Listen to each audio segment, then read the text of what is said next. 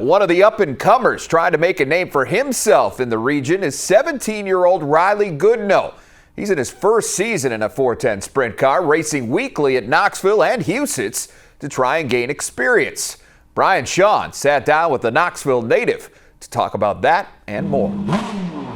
All right, here on top of the Brian Clausen Tower, overlooking turn 2 here at Knoxville Raceway, and the only Knoxville native in the field of the 410 Nationals this year is also one of the youngest and one of the rookies, and that's Riley Goodno. And Riley, let's start there. Growing up here, being a part of this town and this raceway and this event, it's got to be extra special for you racing your first Nationals here as a competitor. Yeah, I came here when I was young, and I just always wanted to race it, and now here I am just racing it now. Could you ever envision that this was going to be something you wanted to do? When did you know you wanted to get into racing? Yeah, we went over to English Creek about 15 miles away from here, and me and my dad went. I just fell in love with it there, and we got an outlaw kart there, and we raced there until I was about 12. And then we got into a micro, and then we started racing all around the Midwest. And then about 2 years ago, we started to get into a sprint car, a 360. And then this year, we decided to do a lot of 410 races. And you stayed pretty busy. You're running here weekly. You're also running at Huset Speedway weekly, two very different tracks. And I'm guessing that's been good for you to get used to different surfaces and different ways of racing. Yeah, we just want to get a lot of experience this year and just get used to the car and get more comfortable with it.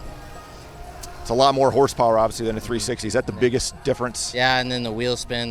We just have to control my wheel spin a lot, and just with the shorter tracks and just be smooth at the big tracks like here. Is it extra special here for you, being the only Knoxville guy in this field? I mean, that's got to be kind of a cool deal for you. Yeah, it is pretty special. Yeah. Yeah. What does Riley do when he's not racing a sprint car? Because you're just getting ready for your senior year of high school here. I mean, you're not even out of high school yet. No. Yeah, I just mainly just work on the car a lot. I also do play hockey in the winter. Okay. Yeah, in Des Moines. And then just work and do school. That's all I do. Hockey, that's quite a difference from sprint car racing. Yeah, it is. Yep. What has been your motivating factor to want to continue to do this and get better at it? Just get better at it, and just be competitive.